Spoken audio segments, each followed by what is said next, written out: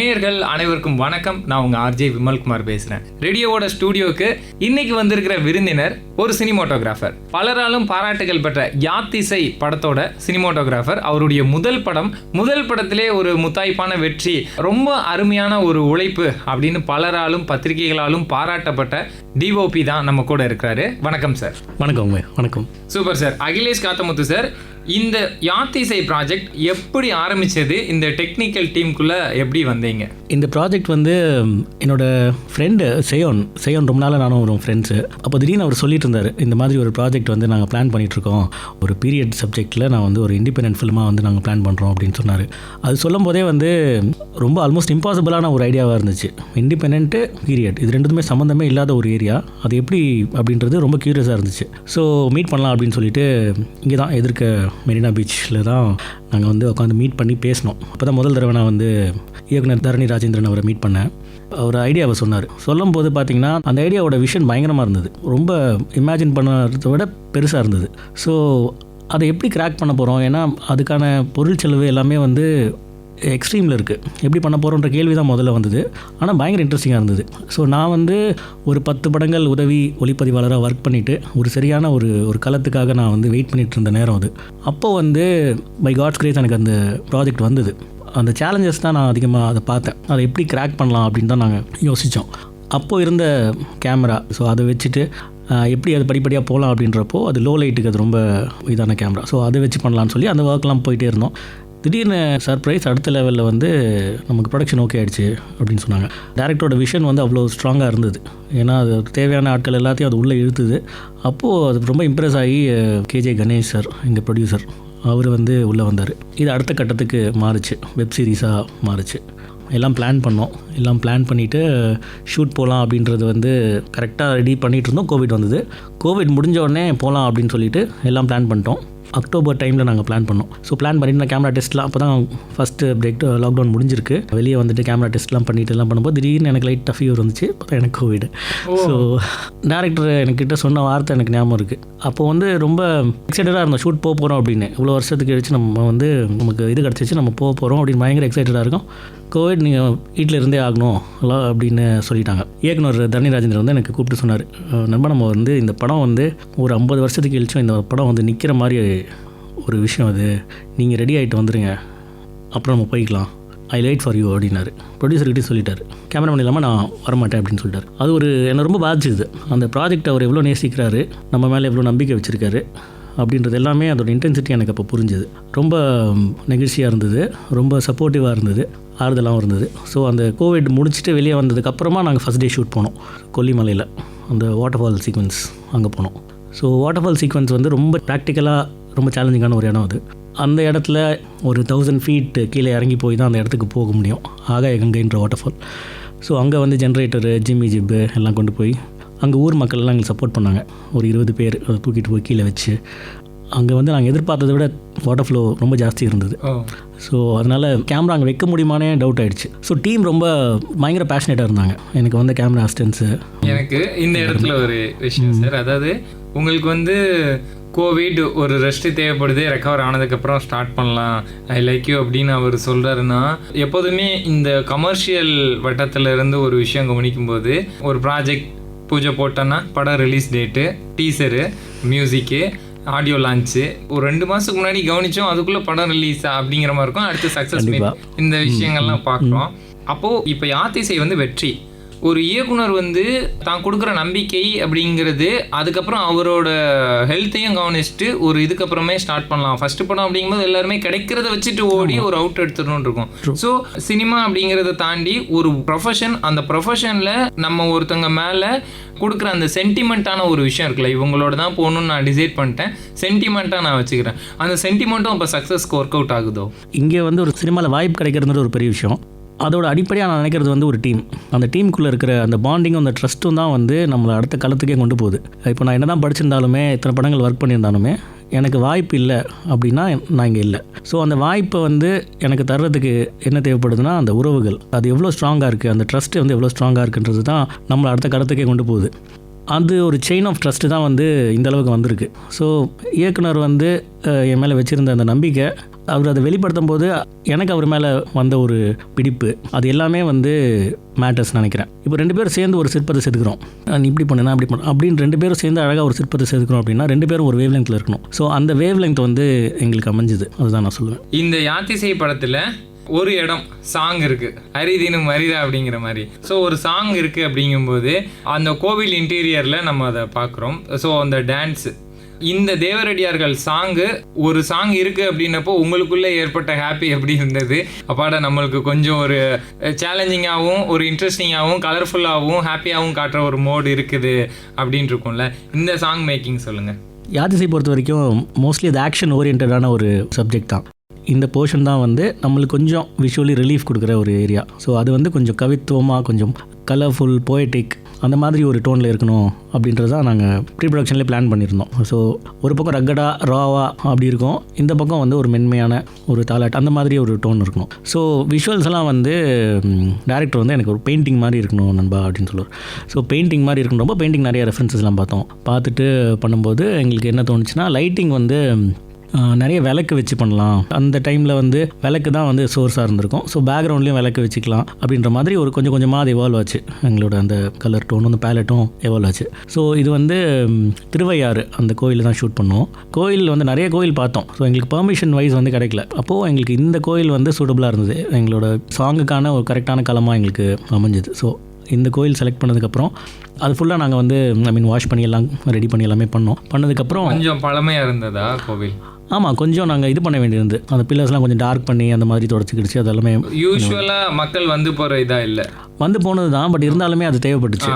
அது எல்லாமே நாங்கள் அது பண்ணிவிட்டு அதுக்கப்புறம் இதை எப்படி அந்த டிஃப்ரென்ஸ் காமிக்கலாம் விஷுவலி அப்படின்றப்போ அனமாஃபிக் லென்ஸில் போகலாம் அப்படின்னு பிளான் பண்ணோம். ஸோ அந்த தேவரடியார் போர்ஷன்லாம் வந்து அனமாஃபிக் லென்ஸில் இருக்கும். ரீசன் என்னென்னா, அந்த அனமாஃபிக் லென்ஸில் தான் நம்மளுக்கு அந்த பேக்ரவுண்டில் அந்த இப்போ ஒரு விளக்கு வச்சோன்னா அந்த புக்கே வந்து ஒரு ஓவல் ஷேப்பில் தெரியும். ஸோ அது வந்து கொஞ்சம் ஏஸ்தட்டிக்காக இருக்கும். ஸோ சட்டெல்லாம் நம்மளுக்கு வந்து ஒரு அழகை வந்து அது சேர்க்கும். ஸோ க்ளோஸ்அப்ஸ்லாம் வச்சிங்கனாலுமே அதில் கொஞ்சம் அழகாகவே தெரியும். ஸோ அதனால் வந்து அந்த லென்ஸில் போகலாம் அப்படின்னு சொல்லிட்டு டிசைட் பண்ணோம். எங்களுக்கு என்ன அங்கே சேலஞ்சுனா, நாங்கள் ஒரு நாளில் ஷூட் பண்ணோம் அந்த சாங்கை. ஒரு நாள் தான் எங்களுக்கு பெர்மிஷன். அதுக்கப்புறம் அந்த ஷெடியூல் அங்கேருந்து ஷிஃப்ட் ஆகி இன்னொரு இடத்துக்கு போகிறோம். அந்த மாதிரி ஏற்கனவே வந்து ரிஹர்சல்ஸ்லாம் பண்ணி கொரியோகிராஃபர் ராஜலக்ஷ்மி அவங்க தான் லீட் பண்ணியிருக்காங்களே. ஸோ அவங்க தான் கொரியோகிராஃபர் பண்ணாங்க அந்த சாங்கை. ஸோ ஒரே நாளில் வந்து அவங்க வந்து ரொம்ப சிறப்பாக பண்ணாங்க.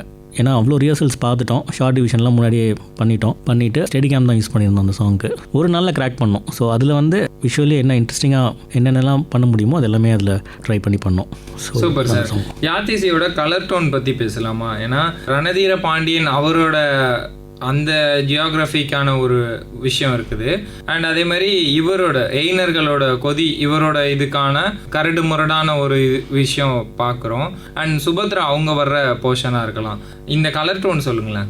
ஸோ இது யாதிசையோட விஷுவல்ஸ் டிசைன் பண்ண ஆரம்பிக்கும் போதுமே எங்களுக்கு இது எப்படி விஷுவலை வந்து அமைக்கலாம் அப்படின்னு பிளான் பண்ணும்போது எங்களுக்கு வந்து இது ஒரு பிரம்மாண்டமான கேன்வஸ்.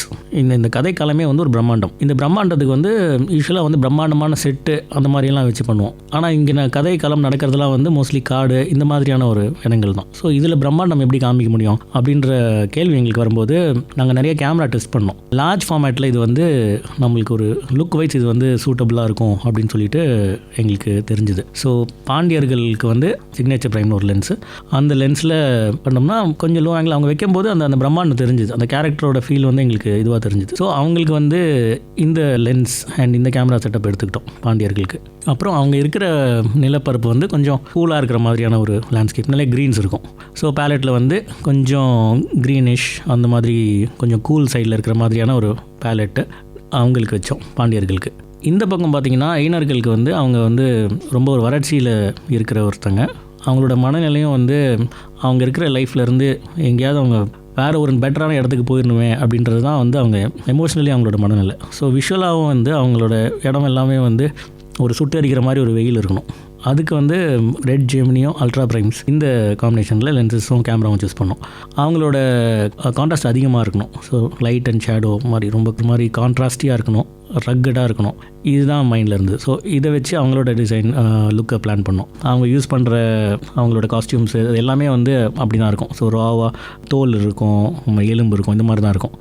ஸோ அவங்களது வந்து கான்ட்ராஸ்டியான ஒரு லுக்கு. ஸோ அவங்களோட லேண்ட்ஸ்கேப்பும் க்ரீன்ஸே இருக்காது. ஸோ கொஞ்சம் அவங்களுக்கு கண்ட்ரோல் இல்லாத இடத்துலலாம் கிரேடில் நாங்கள் வந்து அந்த க்ரீன்ஸ் எல்லாம் குறைச்சி அதை வந்து ஒரு ப்ரௌனிஷ் அந்த மாதிரி ஒரு டோன் கொண்டு வந்துட்டோம். ஸோ இது வந்து எய்னர்களோட போர்ஷன். ஸோ தேவரடியாக இருக்கலாம் முன்னாடி சொன்ன மாதிரி அவங்களுக்கு வந்து அனமாஃபிக் லென்சஸ், அது வந்து வார்ம் நெருப்பு, விளக்கோட இது ஃபேஸில் இப்போ ஃப்ளிக்கர் இருந்துகிட்டே இருக்கும், லைட் ஃப்ளிக்கர் இருந்துகிட்டே இருக்கும். ஸோ அந்த மாதிரியான ஒரு மூடு வந்து அவங்களுக்கு. அப்புறம் பெரும்பள்ளி வந்து ஒரு மலைக்கு மேலே ஒரு அடர்த்தியான ஒரு காட்டுக்குள்ளே இருக்காங்க அப்படின்றப்போ அவங்களுக்கு வந்து பாண்டியர்களோட இன்னும் கொஞ்சம் கூலரான ஒரு டோன் தேவைப்பட்டுச்சு. ஸோ அவங்களுக்கு கொஞ்சம் ஒரு ப்ளூஷ் அந்த சைடில் போயிருப்போம். ஸோ இதுதான் வந்து யாத்திசையோட பேலட்.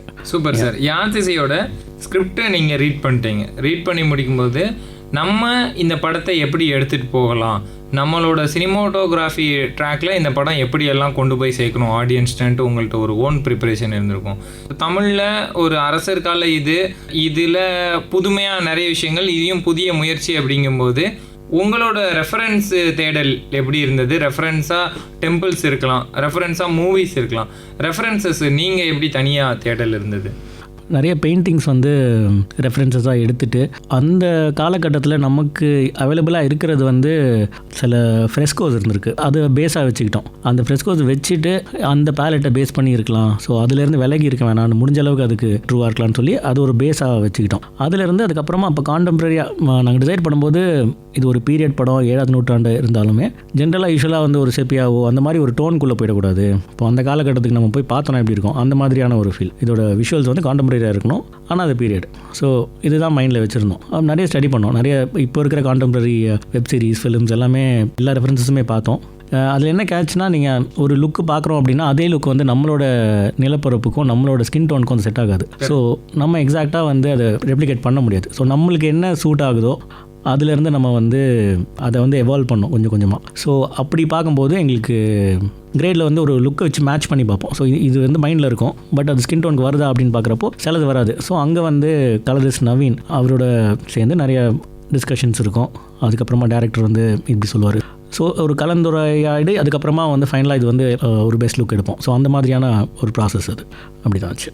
Super sir. சார், இந்த விஎஃப்எக்ஸ் அப்படிங்கிற ஒரு விஷயம், அதை வந்து எனக்கெல்லாம் சுத்தமாக பெருசாக தெரியாதுன்னு வச்சுக்கோங்களேன். இந்த படத்தில் வந்து எது விஎஃப்எக்ஸு, எது வந்து கிராஃபிக்ஸ், இந்த விஷயம்லாம் தெரியும். பட் ஏதோ ஒன்று பார்க்கும்போது லைட்டாக இது மட்டும் கொஞ்சம் மிஸ் ஆகுதோ, இதனோட ரியாலிட்டியோ ஏதோ மிஸ் ஆகுது, அவ்வளோதான் எடுத்துகிட்டு போயிடும். பட் ஆனால் படத்துக்குள்ளே நம்ம இருப்போம். இந்த படத்தில் விஎஃப்எக்ஸ் காட்சிகள் எதெல்லாம் தேவைப்படுச்சு, நீங்கள் பிளான் பண்ணியிருப்பீங்களே, இதெல்லாம் எனக்கு கலை யதார்த்தத்தில் நேச்சுரலாக காட்டுறதுக்கு சவால் இருக்குது அப்படின்ட்டு உங்களுக்கும் டைரக்டருக்குமான டிஸ்கஷன் எப்படி?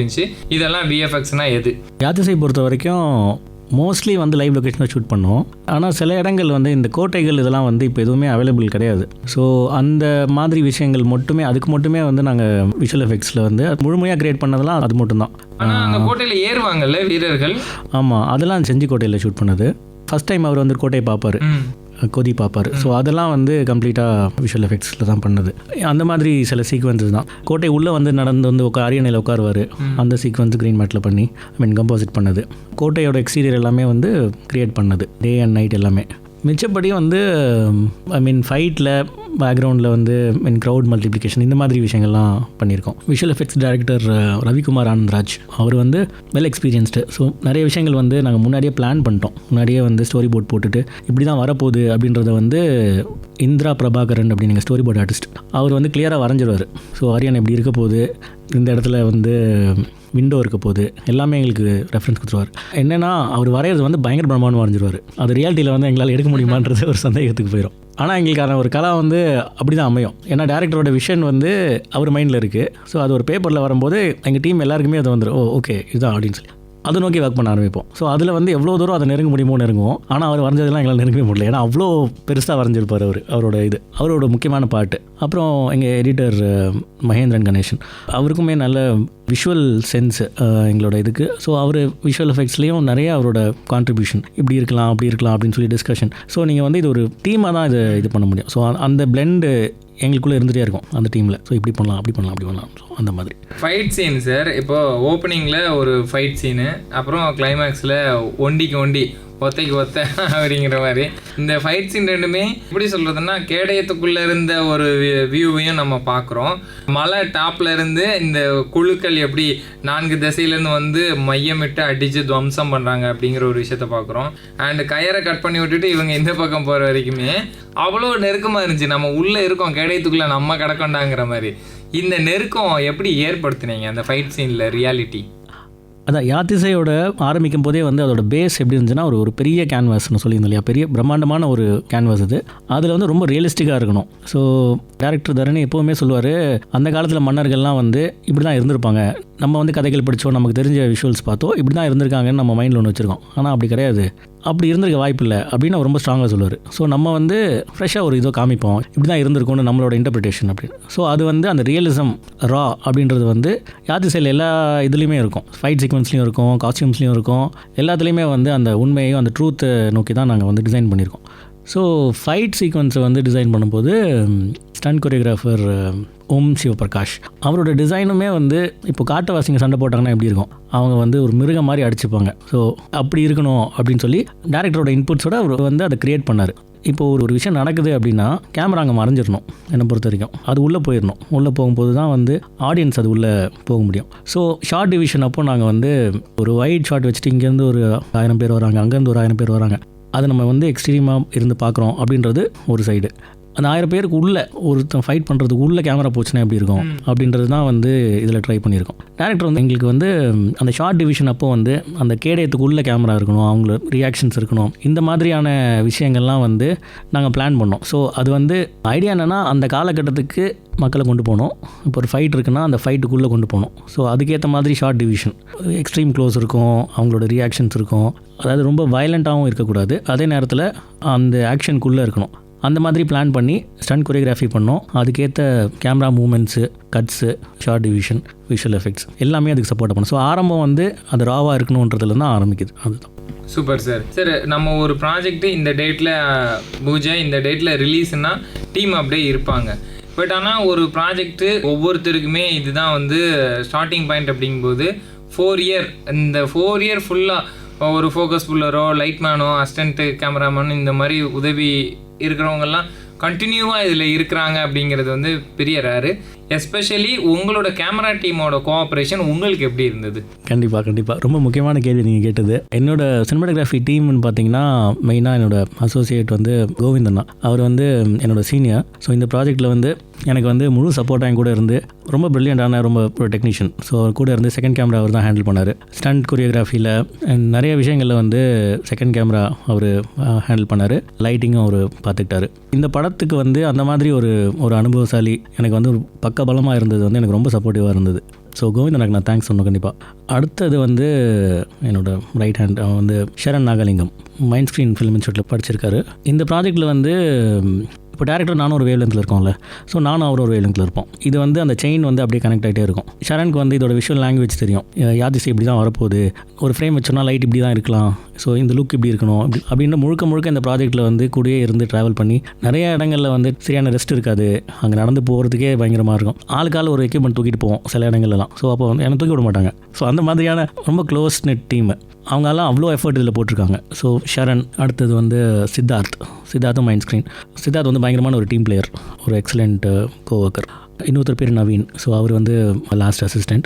அவர் இந்த ப்ராஜெக்ட்டில் தான் ஜாயின் பண்ணார். படம் முடிச்சுட்டு நிறையா டிஸ்கஸ் பண்ணார். ஸோ அப்போ இதெல்லாம் பண்ணோம் சார், எனக்கு என்னன்னு தெரியல, இப்போ எனக்கு புரியுது இதெல்லாம் பண்ணியிருக்கோம் அப்படின்னு சொல்லி ரொம்ப நல்ல அந்த டைமில் சின்ன டவுட் இருந்துகிட்டே அந்த மாதிரி ஸ்பாட்டில் வந்து டிஸ்கஸ் பண்ணதுக்கெலாம் டைம் இருக்குது, ஓடிட்டே இருப்போம். ஸோ இப்போ வந்து நிறுத்திப்போம், இதுக்கு தான் அதை பண்ணுமோ அப்படின்னு. சில இடங்கள்லாம் வந்து ஒரு 2-3 கிலோமீட்டர்ஸ் வந்து நடந்து போக வேண்டியிருக்கும். நடந்து போய் அதுக்கப்புறம் மலைக்கு மேலே ஏறி அதுக்கு மேலே அந்த இடத்துக்கு போய் அந்த லைட் போகிறதுக்குள்ளே அதை எடுத்துகிட்டு வரணும். ஸோ அப்போல்லாம் வந்து இந்த க்ளோஸ்ட் க்ரூ இல்லைன்னா ரொம்ப கஷ்டம். எல்லாருக்குமே அந்த விஷயம் இருக்கும். ஸோ நீங்கள் கேட்டிங்களா அந்த 4 வருஷம் ட்ராவல் பண்ணணும். ஸோ இவங்க எல்லாருமே வந்து அவங்க மணிக்காகவோ இதுக்காகவோ இல்லை, அவங்களுக்கு ஏதோ ஒரு இந்த கலை மேலே, இந்த ஆர்ட் மேலே ஒரு லவ் இருந்தது. அதுதான் வந்து முக்கியமான காரணம்னு நினைக்கிறேன். கரெக்ட். அதாவது இதை என்னாலையும் உணர்ந்திருக்கேன். அதாவது ஷூட்டிங் ஸ்பாட்டில் சம்பளத்துக்கு வேலை பார்க்குறவங்க அப்படிங்கிற ஒரு கேட்டகரி, கனவு இதுக்குள்ளே தான் வரணும் அப்படின்ட்டு வேலை பார்க்குறவங்க. இன்வால்மெண்ட்டில் இருக்கவங்க நம்ம பக்கத்தில் இருக்கும்போது ஆட்டோமேட்டிக்காக அது வந்து நம்ம டிரைவ் அண்ட் ஃபோர்ஸாக ஏறி போயிட்டுருக்கோம். Super sir. இந்த சினிமாட்டோகிராஃபர், கலரிஸ்ட், ஆர்ட் டைரக்டர் இவங்களோட கொலாபரேஷன் இருக்கும்ல, அது உங்களுக்கு எப்படி இருந்தது? ஆர்ட் டைரக்டர் ரஞ்சித் வந்து ஆக்சுவலி ஒரு ஆர்கிடெக்சர் படித்தவர். ஸோ அதனால் அவருக்கு வந்து எக்ஸாக்டாக தெரியும் எந்த மாதிரியான ஒரு டிசைன் பண்ணலாம், அந்த காலகட்டத்தில் என்ன தான் இருந்தது என்ன இல்லை, இந்த மாதிரியான விஷயங்கள்லாம் ரொம்ப தெளிவாக அவர் பண்ணியிருப்பார். மோஸ்ட்லி நாங்கள் செட்லேயே பிளான் பண்ணிவிடுவோம், இப்படி தான் இருக்க போகுது கலரு, அந்த காஸ்டியூமோ இல்லை அங்கே போடுற ஒரு துணியோ வந்து கோணியோ இப்படி தான் இருக்க போகுது அப்படின்னு. ஸோ முடிஞ்ச அளவுக்கு வந்து போஸ்ட்டில் ஒர்க் வந்து இல்லாமல் தான் ட்ரை பண்ணுவோம். அதில் வந்து முக்கியமான ஒரு இடம் வந்து இந்த மார்க்கெட் செட் போட்டிருப்போம். பேசிக்காக அந்த செட் எல்லாமே பண்ணிட்டோம். மார்க்கெட்டில் வந்து ஆட்கள்லாம் போகிற மாதிரி இந்த மாதிரி எல்லாமே இருக்கும். அதாவது ஆக்டிவாக ஒரு பாண்டிய நாட்டில் இருக்கிற ஒரு மார்க்கெட் எப்படி இருக்கும் அப்படின்றது. ஸோ பண்ணிட்டோம். அதில் வந்து செட் எக்ஸ்டென்ஷன் பேக்ரவுண்ட் வந்து ஒரு பின்னாடி இருக்க கோட்டை அதெல்லாம் மட்டும்தான் இது பண்ணோம். ஸோ இதெல்லாம் வந்து ஏற்கனவே அவர் வந்து ப்ரீ விஷுவலைஸ் பண்ணுறதுக்கு அவர் செட்டில் 3Dயில் பண்ணிவிடுவார். 3Dயில் எல்லாமே பண்ணிவிட்டு இப்படி தான் இருக்க போகுது அப்படின்றது ஃபுல் இதுவுமே இருக்கும். ஸோ எங்கள் எல்லாருக்குமே வந்து ஒரு கிளாரிட்டி கிடச்சிரும். ஸோ அவர் செட்டெல்லாம் போட்டதுக்கப்புறமா பார்த்துட்டு ஓகே இது வந்து நம்ம ஆங்கிள் ஒரு டாப் ஆங்கிள் இருந்தால் பெட்டராக இருக்கும் அப்படின்னு சொல்லிட்டு. ஸோ சில ஆங்கிளில் அவங்களுக்கு வந்து அந்த ஆப்பர்ச்சுனிட்டி இருக்காது. அந்த இடத்துல என்ன பாசிபிளோ அவங்க ஒரு வண்டி இருக்கும், அதுக்கு மேலே டாப்பில் போயிடும். ஸோ அந்த வச்சோடனே அது கம்ப்ளீட்டாக ஒரு ஃபீல் கிடச்சிரும். இதோட பேலட் பொறுத்த வரைக்கும் ஒரு ஐடியா வந்து முன்னாடியே போட்டுட்டோம். படத்தில் வந்து ஆரம்பிக்கும் போது இப்படி இருக்க போகுது, இதுக்கப்புறம் இப்படி இருக்க போகுது எல்லாமே. ஸோ போஸ்ட்டில் வர்றப்போ கலரிஸ்ட் நவீன் அவருக்கு வந்து நாங்கள் ஐடியாவை சொல்லிட்டோம் இப்படி தான் இருக்க போகுது அப்படின்னு சொல்லிட்டு. கேமரா டீம்லேயும் ஒரு நவீன் இருந்தாரோ? ஆமாம், என்னோடய அசிஸ்டன்ட் ஒரு நவீன், கலரிஸ்ட் ஒரு நவீன். ஸோ 2 பேர். ஸோ அவர் வந்து பெஸ்ட் ஆப்ஷன்ஸ் எதுன்னு சொல்லுவார். அதில் வந்து இந்த இடத்துல இங்கே இம்ப்ரூவைஸ் பண்ணிக்கலாம், இந்த இடத்துல இது போதும் அப்படின்ற மாதிரி அவரோட இன்புட்ஸ் கொடுப்பார். பேசிக்காக வந்து மேஜராக நாங்கள் எதுவும் சேஞ்ச் பண்ணல. இந்த இடத்துலேருந்து எக்ஸ்ட்ரீம் சேஞ்சஸ் எதுவும் இல்லை, பிளான் படியே தான் போயிருந்தது. அதான் எல்லாருமே ஒரு வேலங்கில் இருந்ததுனால அது ஈஸியாக இருந்தது. சார், எல்லாருக்குமே ஒரு வழிகாட்டல் ஒரு டைமில் ரொம்ப தேவைப்படும். ஏன்னா அந்த கரெக்டான கைடன்ஸ் இல்லைன்னா நம்ம லைஃப் வந்து மந்த்லி சேலரிக்காகவும் ஒன்லி ஃபேமிலிக்காகவும் மட்டுமே இருக்கும். நம்ம ட்ரீம் அவுட்டு விளைகிறோம். உங்கள் லைஃப்பில் மென்டார்ஸாக யாரெல்லாம் நீங்கள் நினைக்கிறீங்க? இந்தந்த மொமெண்ட்டில் உங்களோட சந்திப்புகள் எனக்கு ஐ ஓப்பனராகவும் பிரெயின் ஸ்டோமாகவும் அடுத்தடுத்த ஸ்டேர்கேஸ் ஏறுறதுக்கு வந்து எனக்கு இதாக இருந்ததுன்னா, சின்ன வயசுலேருந்தே வந்து எனக்கு ஆர்ட் மேலே ஒரு இன்க்ளினேஷன் இருந்தது. எப்போவுமே நோட்டு கடைசி பேஜில் எப்போவுமே கிரிக்கெட்டே இருப்போமே, அந்த மாதிரி நிறையா கிரிக்கெட் இருப்பேன். அப்புறம் அந்த நோட் புக்கோட எட்ஜில் அந்த கார்னரில் வந்து ஒரு பேஜில் வந்து ஒரு பிளேனை வரைஞ்சிட்டு அடுத்தடுத்து பேஜில் கொஞ்சம் கொஞ்சம் அதை மூவ் பண்ணி மொத்தமாக அதை பண்ணும்போது இந்த ஃப்ளிப் அனிமேஷன் மாதிரி அதை அப்படியே மூவ் ஆகும். இந்த மாதிரிலாம் பண்ணிகிட்டே இருப்போம். அந்த மாதிரியான ஒரு இது இருந்தது. அப்போது என்னோடய அண்ணா, ஒரு பேர் அவினாஷ், அண்ணாவோட இன்ஃப்ளூயன்ஸ் எனக்கு நிறைய இருந்தது. அவர் எப்போவுமே சின்ன வயசில் சொன்னது ஒன்று, லைஃப்பில் நம்மளோட கோல் வந்து நம்மளோட ட்ரீம் வந்து ஒரு ராக்கெட் மாதிரி, நம்ம அதை பிடிச்சிட்டோம் அப்படின்னா அதை நம்மளை கொண்டு போயிடும் எங்கேயோ, அதை நம்ம சரியாக பிடிச்சிடணும் அப்படின்னு சொல்லுவார். அது ஏதோ இதில் உள்ளே இருந்ததுன்னு நினைக்கிறேன். இந்த மாதிரி இன்புட்ஸ் சின்ன வயசுலேருந்தே இருந்திருக்கு. அப்பா அம்மா 2 பேருமே வந்து கவர்மெண்ட் சர்வன்ட்ஸ், அவங்களுக்கும் சினிமாவுக்கும் சம்மந்தமே கிடையாது. ஸோ ஒரு செக்யூரான ஒரு ஜாப் போகணும் அப்படி தான் அவங்களோட இது. ஆனால் அவங்களுக்கு வந்து நாங்கள் 2 பேரும் வந்து ஆர்ட்டில் ஏதோ பண்ணணும் அப்படின்னு நினைக்கிறோம் அப்படின்றத வந்து புரிஞ்சுக்கிட்டாங்க. லைஃப்பில் நமக்கு பிடிச்சதை பண்ணணும், நம்மளால் பண்ண முடியும் அப்படின்ற ஒரு இன்புட் இருந்துகிட்டே இருக்கும். ஒரு பீரியடில் வந்து என்னோடய மாமா, அவர் பேர் யுவராஜ்.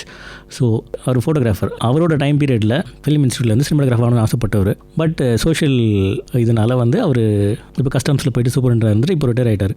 ஸோ அவரால் இந்த பக்கம் வர முடியல. ஸோ அவர் வந்து பின்னாடி எப்போவுமே எங்களை புஷ் பண்ணிட்டே இருப்பார்.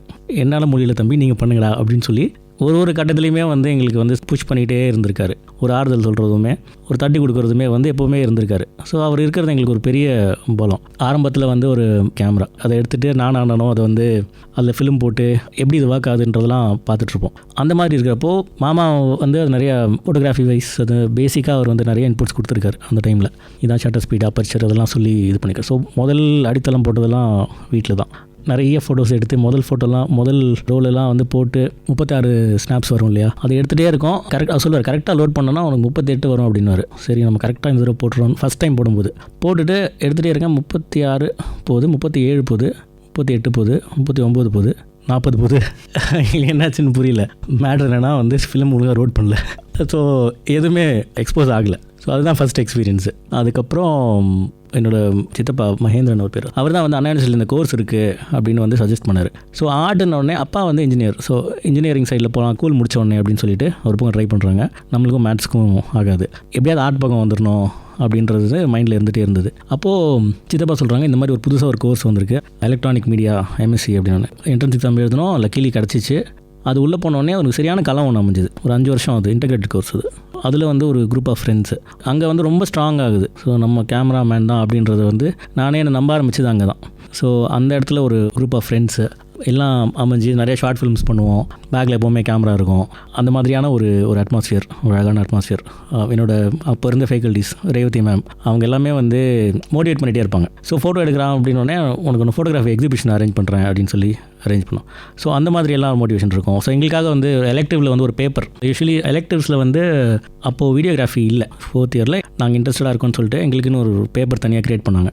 அந்த மாதிரி ஒரு ஸ்டெப்லேயுமே வந்து கைட் பண்ணிகிட்டே இருந்திருக்காங்க என்னோட மென்டார்ஸ். நிக்கிலேஷ் சார்னு என்னோட ப்ரொஃபஸர், அவரோட இன்புட்ஸ் நிறையா. ஸோ விஷுவலாக எப்படி, அவர் பேசிக்கலி டிசைனர் பட் ஃபிலிம் ரொம்ப நேசிக்கிறவர். ஸோ அவர் நிறைய இன்புட்ஸ், நைட்டு விடிய பேசிகிட்டு இருப்போம். மணி கலர்ஸு, ஃப்ரேம்ஸு, இந்த மாதிரியான ஒரு விஷுவல் சென்ஸ் வந்து நிறையா அவர் வந்து உள்ளே கொடுத்துக்கிட்டே இருந்திருக்காரு. அதுக்கப்புறம் காலேஜ் முடித்தோடனே என்னோடய சீனியர் பொன்னிச்சாமி அப்படின்னு அவர் வந்து மொழின்ற படத்தில் ஒர்க் பண்ணிகிட்டு இருந்தார். இப்போது ராதாமோகன் சார் அடுத்த படம் பண்ண போகிறாங்க அப்படியும் நானும், அதுக்கு ஒரு புது டிஓபி பண்ண போகிறாங்கன்னு சொல்லி அவங்க காண்டாக்ட் மட்டும் எனக்கு கொடுத்தாரு. அப்போ நான் கால் பண்ணி அவங்ககிட்ட பேசினேன். அப்போது 21 வயசு. இப்போ வந்து இதெல்லாம் பாசிபிளாக இல்லையா அப்படின்றதெல்லாம் வந்து மைண்ட் யோசிக்கவே தோணுது. நம்ம போகிறோம் பண்ணுறோம் அப்படின்ற ஒரு பயங்கரமான ஒரு கான்ஃபிடென்ஸில் இருக்கிற ஒரு மனநிலை. அப்போது அவங்களுக்கு கால் பண்ணி பேசினோடனே அவங்க ரொம்ப பாசிட்டிவாக பேசினாங்க. அப்போது கண்ணாமூச்சி என்னடா அப்படின்னு அவங்களோட படம் ஷூட்டிங் போயிட்டு இருந்தது. ஸோ அங்கே போனோம். அங்கே போய் பார்த்துட்டு அவங்க ரொம்ப இம்ப்ரெஸ் ஆனாங்க. அவங்க பார்த்துட்டு ஒரு புக்கு கொடுத்தாங்க, சாமுவல்சன் சினிமாட்டோகிராஃபர்ஸ் மேனுவல் அப்படின்ட்டு. அந்த புக்கை நீ ஃபுல்லாக படிச்சுட்டு வா, அவனுக்கு டெஸ்ட் வைப்பேன் அப்படின்னாங்க. ஸோ அந்த புக்கெல்லாம் உட்காந்து படித்து கவர் டு கவர் எல்லாம் படித்து எல்லாம் இது பண்ணிவிட்டு எப்போது எக்ஸாம் அப்படின்னு சொல்லி ஆர்வத்தோடு இருந்தேன். அவங்க வந்து அதெல்லாம் கேட்கல, ஒர்க்கு வா அப்படின்ட்டாங்க. ஸோ அபியும் நானும் வாய்ப்பு கிடச்சிது. ஸோ அபியும் நானும்ல அப்படியே ட்ராவல் பண்ணி போகும்போது அப்போ மேம் ஒரு பிரேக் எடுத்தாங்க. அவங்க போகிறதுக்கு முன்னாடி வந்து அதுதான் நான் என்னோடய மென்டர்ஸ் எல்லாமே வந்து ஜெம்மு. அவங்க இல்லைனா எதுவுமே கிடையாது. அவங்க வந்து இப்போ நான் ஒரு பிரேக் எடுக்கிறேன், என் அசிஸ்டன்ட் சும்மா இருக்கக்கூடாதுன்னு சொல்லி எல்லாருமே வந்து வேறு ஒரு கேமராமேட்டை சேர்த்து விட்டு தான் அவங்க போனாங்க. ஸோ அவங்க வந்து மகேஷ் முத்துசாமி அப்படின்ற என்னோடய குருக்கிட்ட அவங்க என் கையை பிடிச்சி, இந்த உன்னோட கேரக்டருக்கு இவர் தான் இதாக இருப்பார் அப்படின்னு சொல்லி அப்படின்னு சொல்லிவிட்டு அதுக்கப்புறம் தான் போனாங்க. அது என்றைக்குமே மறக்கவே முடியாது. சார்கிட்ட நான் வந்து வம்சம் படத்தில் ஜாயின் பண்ணிவிட்டு அங்கேருந்து அப்படியே ஒரு ஆல்மோஸ்ட் ஒரு 10 ஃபிலிம்ஸ் அவரோட ட்ராவல் பண்ணேன். அவரோட விஷயங்கள் இப்போ நம்ம ஸ்பாட்டில் போகும்போது தான் தெரியுது எவ்வளோ நம்ம அப்சர்வ் பண்ணியிருக்கோம் அப்படின்றது. அங்கே போகும்போது தானாக விஷயங்கள் நடக்குது. நம்ம வந்து யோசித்து பண்ணுறதை விட அது பை டிஃபால்ட் நம்மளுக்கு வந்து அந்த விஷயங்கள்லாம் நடக்குது. இதுதான் என்னோட ஜேர்னி. மகேஷ் முத்துசாமி சார்கிட்ட இருந்துட்டு தனியாக கொஞ்சம் ஆட்ஸ் எல்லாம் பண்ணிகிட்டே இருந்தேன். அப்போது இந்த வாய்ப்பு அமைஞ்சது. சார், இந்த 10 மூவிஸில் அசிஸ்டன்ட் சினிமாட்டோகிராஃபர் ஒர்க்கெல்லாம் போயிருக்கும்ல, ஒரு 10 மூவிஸ் பிஃபோர் பண்ணியிருக்கிறீங்களே, அதனோட லேர்னிங் அப்சர்வேஷன் நம்மளை ஒரு தளத்துக்கு உயர்த்தி இருக்கும்ல, அது எப்படி இருந்தது? அந்த ப்ராக்டிஸ் செஷனாக எடுத்துக்கலாமா, லேர்னிங் பீரியட்னு எடுத்துக்கலாமா? எப்படின்னா, இது வந்து ஃபில்ம் மேக்கிங் சினிமாட்டோகிராஃபி பொறுத்த வரைக்கும் இது வந்து ஒரு டெக்னிக்கலான ஒரு சப்ஜெக்ட் அப்படின்னு தான் நம்ம வந்து நினைப்போம். பட் பேசிக்கலி அது நான் என்ன ரியலைஸ் பண்ணேன்னா, அது வந்து டெக்னிக்கல் மட்டும் கிடையாது. நிறைய புக்ஸ் நான் இப்போ படிப்பேன். டெக்னிக்கலாக இந்த புக்கு, இது சென்சர், இதோட லென்ஸு அப்படின்னு சொல்லி நிறைய படிச்சுட்டே இருப்போம். பட் இது எல்லாமே வந்து எனக்கு என்ன லேட்டரானு புரிஞ்சுதுன்னா, இதெல்லாம் வந்து ஒரு டூல். இப்போது பெயிண்டிங் பண்ணும்போது எல்லாமே ஒரு கலர் மாதிரி, ஒரு ப்ரஷ் மாதிரி, இதெல்லாமே ஒரு டூல்ஸ். இதெல்லாம் படித்து இருக்கலாம். ஆனால் நீங்கள் வந்து அப்ளை பண்ணும்போது அதை எப்படி அப்ளை பண்ணணும்னு தெரியணும். ஸோ ஸ்பாட்டில் வந்து அந்த நேரத்தில் நீங்கள் என்ன லென்ஸை யூஸ் பண்ணுறீங்க, எந்த லென்ஸ் எடுக்கணுன்ற உங்களுக்கு தோணுதோ அந்த சென்ஸை தான் நம்ம வளர்க்கணும். அதுதான் நான் ரொம்ப தேவைன்னு பார்க்குறேன். ஏன்னா டெக்னிக்கலாக வந்து நம்ம என்ன தான் டெப்த்தாக இருந்தாலுமே அதுக்குள்ளே ஒரு சோல் இருக்கணும். அந்த விஷுவல் வந்து ஒரு எமோஷன் க்ரியேட் பண்ணணும். ஸோ சினிமாட்டோகிராஃபர்ன்ற வந்து ஒரு எமோஷனை விஷுவலாக மாற்றக்கூடிய ஒரு கலைஞன். அந்த ஆர்ட் ஃபார்ம் தான் இருக்கணும்னு நினைக்கிறேன். ஸோ முதல்ல வந்து கிராமர் என்னென்னு தெரிஞ்சுக்கணும். அதுக்கப்புறமா தான் நம்ம அதை பிரேக் பண்ணணும் அப்படின்னு நினச்சோம்னா. அந்த ஒரு ப்ராக்டிக்கல் எக்ஸ்பீரியன்ஸ் வந்து என்ன ரொம்ப மோல்ட் பண்ண விஷயம் அதுதான். மோர் தென் டெக்னிக்கல். அந்த இடத்துல வந்து ஒரு ஸ்பாட்டில் ஒர்க் பண்ணும்போது நம்ம பல பேர்கிட்ட ஒர்க் பண்ணுவோம். ஒரு க்ரூ எடுத்திங்கன்னா ஒரு 100 பேர் இருப்பாங்க. ஒரு ஆர்டிஸ்ட்னால் வந்து தனியாக ரூமில் உட்காந்து வரைஞ்சிடலாம். ஒரு சினிமாட்டோகிராஃபர் வந்து அத்தனை மைண்ட்ஸோட கனெக்ட் பண்ணணும், அத்தனை ஈகோஸோட நீங்கள் டீல் பண்ணணும். இந்த ப்ராசஸ் தான் வந்து நம்மளுக்கு தேவை. அது வந்து எனக்கு கற்றுக்கிறதுக்கான ஒரு களமாக வந்து அது அமைஞ்சுது. அண்ட் சரியான ஒரு டீம் அமையிறதும் அங்கே தான், அந்த மாதிரியான ஒரு ஸ்பேஸில் தான். ஸோ அசிஸ்டண்ட்டாக ஒர்க் பண்ணும்போது நம்மளுக்கு வந்து சின்ன சின்ன ஒர்க் தான் கொடுப்பாங்க. ஸோ இனிஷியலாக பார்த்தீங்கன்னா நீங்கள் ஸ்பாட் பேக் பார்த்துக்கணும், ஸ்பாட் பேக்கில் இருக்கிற ஒரு டேப்பை பார்த்துக்கணும், கிளிப்ஸை பார்த்துக்கணும், இந்த மாதிரி ரொம்ப. பட் மேட்ரு வந்து அந்த ஒர்க் கிடையாது. நம்ம வந்து அந்த இடத்துல இருந்துட்டு அதை அப்சர்வ் பண்ணுறதுக்கான ஒரு இடம் நம்மளுக்கு கொடுக்குறாங்க. அதுதான் பேசிக்காக. அதை பார்க்க வந்து அந்த விஷயங்கள் நம்மளுக்கு உள்ளே போகும். ஸோ ஒரு லைட் அப்சர்வ் பண்ணும்போதோ அந்த லைட்டை சென்டர் பண்ணுறது, ஆர்டிஸ்ட் இருக்கிறது, ஆர்டிஸ்டோட எப்படி அணுகுறாங்க, டேரக்டர் எப்படி ஆர்டிஸ்ட் கிட்ட சொல்கிறாங்க, எப்படி அவுட்புட் வாங்குறாங்க, எந்த ஷாட்டுக்கு எந்த எக்யூப்மெண்ட் ட்ராக் போடுறோமா, இந்த விஷயங்கள் எல்லாமே வந்து நம்ம அப்சர்வ் பண்ணுறதுக்கான ஒரு ஸ்பேஸ் கிடைக்குது. இதில் முக்கியமானது வந்து எனக்கு அமைஞ்ச டீம் ரொம்ப சப்போர்ட்டிவான இருந்தது. என்னோடய சீனியர் விஜய், ரஹீம் அப்படின்னு, ரஹீம் சார்னு என்னோடய சீனியர். ஸோ இவங்க எல்லாருமே வந்து ஒரு ஃபேமிலியாக நாங்கள் வந்து அப்படியே இருந்துகிட்டே இருந்தோம். ஸோ அதனால் நிறையா டிஸ்கஷன்ஸ் இருக்கும். நான் இது படித்தேன், இது வந்து நீ என்ன நினைக்கிற, இந்த மாதிரியான விஷயங்கள்லாம் நிறைய போகும். நான் ஒரு 5 ஃபிலிம்ஸ் வந்து செல்லுலாய்ட் ஃபிலிமில் பண்ணேன். ஸோ அப்போது வந்து என்னால் ரொம்ப இன்டெப்த்தாக கற்றுக்க முடிஞ்சுது. ஏன்னா இப்போது நினைக்கிறேன் ஃபிலிம் டைமில் இருந்த டிசிப்ளின் வந்து இப்போ நம்ம அதை விட்டு விலகி வந்துட்டோமோன்னு தான் தோணுது. 10 வருஷம் அந்த ட்ராவல், இந்த 10 படங்களில் ஒர்க் பண்ணதில் வந்து பல விஷயங்கள் உள்வாங்க முடிஞ்சுது. டெஃபினட்டாக அது ஒர்க்கில் வந்து அது இன்றைக்கி நான் பண்ணும்போது அது யூஸ்ஃபுல்லாக இருக்குது. நேர்களே, யாத்திசை படத்தோட டிஓபி அகிலேஷ் அவர் கூட தான் நம்ம பேசிகிட்டு இருக்கோம். அவர் வந்து தன்னோட கெரியர், சினிமா கெரியரில் ஒர்க் பண்ண மூவிஸில் கற்றுக்கிட்ட விஷயங்கள் சூப்பராக சொல்லியிருக்கிறாரு. சார், நீங்கள் ஒரு பக்கம் எலக்ட்ரானிக்ஸ் மீடியா முடிச்சிருக்கிறீங்க, ஒரு பக்கம் டீச்சிங் எக்ஸ்பீரியன்ஸ் அப்படிங்கிறதும் உங்களுக்கு இருக்குது. அது ஒரு குறுகிய காலம் இருந்திருக்கலாம் உங்கள் லைஃப்பில். ஒரு வேளை இப்போவும் நீங்கள் கண்டினியூ பண்ண விரும்புவீங்க, ஒர்க்கு காரணமாக வந்து அது போக முடியாமல் இருக்கும். பட் கண்டிப்பாக அந்த டீச்சிங் எக்ஸ்பீரியன்ஸ் அதை சொல்லுங்களேன். கண்டிப்பாங்க. ஆக்சுவலி என்னென்னா, இப்போது நம்மளுக்கு வந்து இந்த ஆப்பர்ச்சுனிட்டி அமைஞ்சிருக்கு. அதாவது இத்தனை படங்கள் ஒர்க் பண்ணிவிட்டு, இதை டெக்னிக்கலாகவும் இதை படித்து இதெல்லாம் பண்ணிட்டு இருக்கும்போது இந்த ஒரு நாலேஜ் வந்து அக்யூமுலேட் ஆகிருக்கு. இந்த நாலேஜ் வந்து ஒரு செயின் ரியாக்ஷன் மாதிரி போயிட்டே இருக்கணும். இதை நான் யாருக்காவது கொடுக்கணும், இல்லைனா அது யூஸ் இல்லை. ஸோ என்னோடய டீமில் இருக்கும்போது என்னோடய அசிஸ்டன்ட்ஸ்க்கு நான் எவ்வளோ ஷேர் பண்ண முடியுமோ பண்ணிகிட்டே இருப்பேன். இப்போ ஒரு ஒர்க் ஷாப் கேட்குறாங்க அப்படின்னா ரெகுலராக போவேன். இன்ஸ்டியூட்லேயும் அந்த மாதிரி கேட்பாங்க, விஷுவல் கம்யூனிகேஷன் ஸ்டூடெண்ட்ஸ்க்கு. அங்கே போயிட்டு எக்ஸ்பீரியன்ஸ் ஷேர் பண்ணும்போது அவங்களுக்கு வந்து இந்த ஃபீல்டு எக்ஸ்பீரியன்ஸுன்றது வந்து அவங்களுக்கு ரொம்ப வேல்யூபிளாக இருக்கும். ஸோ நான் என்ன நினைக்கிறேன்னா, இதை ஷேர் பண்ணும்போது நான் நிறைய கற்றுக்கிறேன் அவங்க கேட்குற கேள்வியிலேருந்து. ஆரம்பத்தில் ஃபஸ்ட்டு டீச்சிங் சைடு வந்து இன்ட்ரடியூஸ் பண்ணது பிரீதா மேம் தான். அவங்க வந்து ஒரு ஸ்கூலில் வந்து ஃபோட்டோகிராஃபி ஒகேஷ்னலாக இது பண்ணுறாங்க. ஸோ ஒரு 2 hours கிளாஸ் பண்ணுறியா அப்படின்னாங்க. ஜஸ்ட் கோ அண்ட் சி அப்படின்னாங்க. அங்கே போகும்போது தான் வந்து அதோட த்ரில்லோ அதோட சாட்டிஸ்ஃபேக்ஷனும் புரிஞ்சுது. ஸோ ரெகுலராகவே வந்து அவங்களோட இன்ட்ராக்ட் பண்ணும்போது அவங்க வந்து யங் மைண்ட், இப்போ நம்மளோட மைண்டெல்லாம் வந்து இப்போது ஒரு பேட்டர்னுக்குள்ளே செட் ஆகிடுது. ஆஸ் வி ஏஜ் வந்து இதுதான் சரி, இதுதான் தப்பு, இது மாதிரி ஆகிடுது. ஸோ அவங்க வந்து புது புது ஐடியாஸோடு வராங்க. இது ஏன் இப்படி பண்ணக்கூடாது எடுக்கணும், ஆமாம் இல்லை சில நேரங்களில் ஏன் இப்படி பண்ணக்கூடாது அப்படின்னு வருது. ஸோ இப்போ ரீசெண்டாகவுமே வந்து போஃப்டாலேருந்து ஒருத்தர் வந்து கேட்டுட்டு இருந்தார். என் ஷார்ட் ஃபிலிம் ஜட்ஜ் பண்ண போனப்போ அவர் ஷார்ட் ஃபிலிம் வந்து அவார்டு வாங்கலை. ஸோ அவர் கால் பண்ணிக்கிட்டார், சார் இந்த வாங்கலை, ஆனால் ஏன் இதில் என்ன சரியில்லைன்னு சொல்லுங்கள் அப்படின்னு கேட்டார். ஐ வாண்ட் டு லேர்ன் அப்படின்னாரு. நான் எனக்கு தோணுது எல்லாமே சொன்னேன்.